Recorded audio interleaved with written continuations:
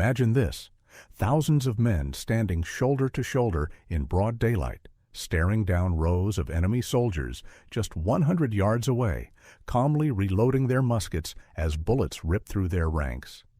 It seems like madness, a suicidal throwback to a forgotten age.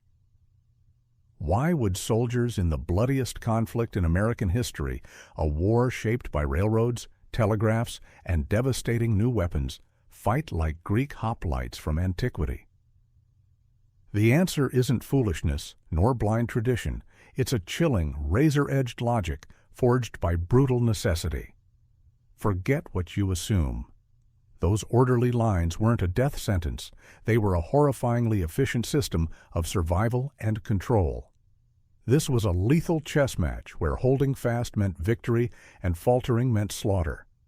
The reality involves shockingly imprecise weapons, the primal terror of cavalry charging through smoke, the suffocating chaos of the battlefield itself, and psychological warfare so intense it shattered men before the first shot was fired.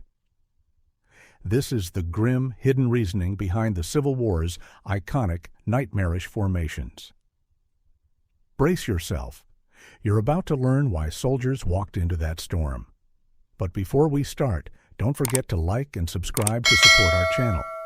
Why did Civil War soldiers fight in rigid lines? The truth is more nuanced than you might think. Despite advances in firearms, both Union and Confederate armies relied heavily on linear tactics, fueling unprecedented casualties and making it the deadliest war in U.S. history. The use of organized formations and line combat had been central to European warfare since ancient times. Whether discussing Alexander's Macedonian phalanxes, the disciplined ranks of Roman legions, or the shield walls of medieval infantry, set-piece battles always saw armies arranged in lines or tight formations. With the rise of gunpowder, infantry initially formed deep square columns mixing pikemen and musketeers. This allowed cohesive movement and all-around defense. The bayonet's dominance eventually made pikes obsolete, cementing ranged infantry as the norm. Yet even by the late 1700s, remnants of older tactics lingered. Smoothbore muskets were barely more accurate or long-ranged than the slings and bows they replaced. The famed Brown Bess, for instance, was reliably lethal only within 100 yards, 91 meters. Soldiers still relied on swords, bayonets, and lances for close combat.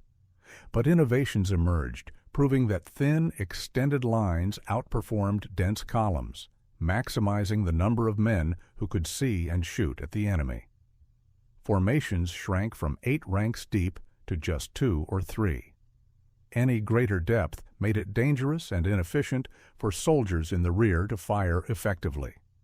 The musket's natural inaccuracy was a key reason for adopting volley fire. Unleashing an entire line's shots at once created a lethal hail of lead, guaranteeing enemy losses. As a result, armies drilled troops relentlessly to achieve the fastest possible reload and fire rates. In many battles, victory went to whoever could pour more bullets into the enemy. A regiment firing 4 volleys per minute had a clear advantage over one managing only 2 or 3. Reloading itself required soldiers to stand upright, using gravity to pour powder down the barrel. They were also packed tightly shoulder to shoulder in compact formations. This density maximized the number of muskets aimed at the enemy at any moment, amplifying firepower. Combat in this era was about psychological dominance, breaking the enemy's will to fight. A well-timed volley could devastate entire units, crushing morale and triggering a chaotic retreat. Battles often became brutal tests of nerve, with both sides waiting for the other to crumble first. Volleys were frequently followed by bayonet charges, exploiting gaps in the enemy line to drive them into flight. Yet, while these tight formations were the era's most effective tactic, the psychological toll on individual soldiers was undeniable. So why did they obey? In Europe's most disciplined armies, infantry endured constant drills and brutal punishments for disobedience. Prussian forces were especially notorious using torturous penalties like forcing offenders to run a gauntlet of beating sticks. American commander and future President George Washington also recognized the vital role of professional officers and rigorous training. He openly scorned militia troops, comparing reliance on them to leaning on a broken staff. Washington feared their lack of discipline, writing that their panicked behavior demoralized even regular troops, whose officers were often barely competent. But the biggest reason infantry held their ground? Cavalry. Without the protection of a tight formation, whether line, square, or column, soldiers were dangerously exposed. Gaps between men allowed horsemen to charge straight through, cutting down stragglers, regrouping, and striking again. A solid, unbroken line presented a wall of bayonets, discouraging cavalry from charging headlong into certain death. While vulnerable to flanking or rear attacks, infantry could quickly pivot into defensive squares, a far stronger formation against horsemen, as the British proved against Marshal Ney's charges at Waterloo. But this protection came at a cost. Tight formations made easier targets for artillery, though for centuries most commanders accepted the risk given cannons' limited accuracy. Fighting in lines also offered a crucial tactical advantage. It allowed large units to move cohesively across chaotic battlefields. Without this structure, soldiers risked scattering into disarray. Musket smoke choked the air after just a few volleys, reducing visibility to near zero. Staying in formation helped men recognize comrades beside them, maintaining unit cohesion. In an era when commands relied on shouted orders, bugle calls, and flags, breaking formation often meant total collapse.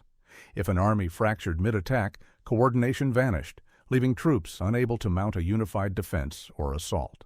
Though line infantry dominated this era, not all combat followed rigid formations. Guerrilla tactics thrived in conflicts like the French and Indian War, where North America's dense forests and rough terrain, unlike Europe's open fields, favored ambushes and irregular warfare. European armies also fielded light infantry, trained to skirmish, take cover, and harass enemy lines. But when cavalry threatened, these units would either scramble into tight defensive ranks or retreat to the safety of Allied lines or broken ground.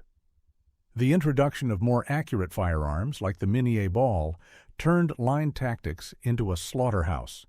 This became horrifyingly clear during the American Civil War, where armies increasingly dug trenches during sieges like Atlanta, Vicksburg, and Petersburg. These new rifles could also disrupt cavalry charges at unprecedented ranges, eroding the dominance of both massed infantry and mounted units. Yet linear tactics stubbornly persisted even into World War I's early months, contributing to the conflict's appalling initial casualties. Only the widespread adoption of breech-loading rifles, machine guns, and modern artillery finally rendered close-order combat obsolete. To modernize, the spectacle of men standing exposed, trading volleys at point-blank range, seems suicidal. Yet for centuries, it was the most effective way to fight, given the brutal limitations of the age. If better tactics had existed, commanders would never have sacrificed victory for rigid formations. The death of line warfare came not from stubborn tradition, but from the Industrial Revolution's relentless march, its machines birthing deadlier tools that rendered old methods obsolete. After the First World War's carnage, combat mutated into something we'd recognize today. So when you see those haunting images of men standing like targets in an open field, understand, this wasn't insanity. It was cold calculation. It was terror made manageable. It was the grim arithmetic of their weapons and the nightmares they faced. To hold formation in that organized hell required courage beyond our modern comprehension. They fought shoulder to shoulder, not from ignorance, but because that tight line was their only defense against cavalry's scything charge, the battlefield's choking fog, and the mind-shattering horror of combat. This was the least terrible solution to war's brutal equation. Their era demanded unity against chaos. Ours demands dispersion. Their valor was measured in standing firm, ours perhaps in fluid movement. But ask yourself this: could you have stood in that line, reloading mechanically as your neighbor fell, hearing the approaching thunder of hooves, marching steadily toward a bristling wall of bayonets? The Industrial Revolution didn't just transform warfare, it redefined courage itself. The Civil War soldier, frozen in his fateful line, straddles that transformation. He is both relic and warning, a testament to progress's bloody toll and to war's cruel truth that tactics always mirror their era's brutal constraints. Their formations have vanished, but their shadow stretches long across history. One day, future generations will look at our wars with the same horrified disbelief. What unimaginable courage will our methods demand that they cannot fathom? Comment below.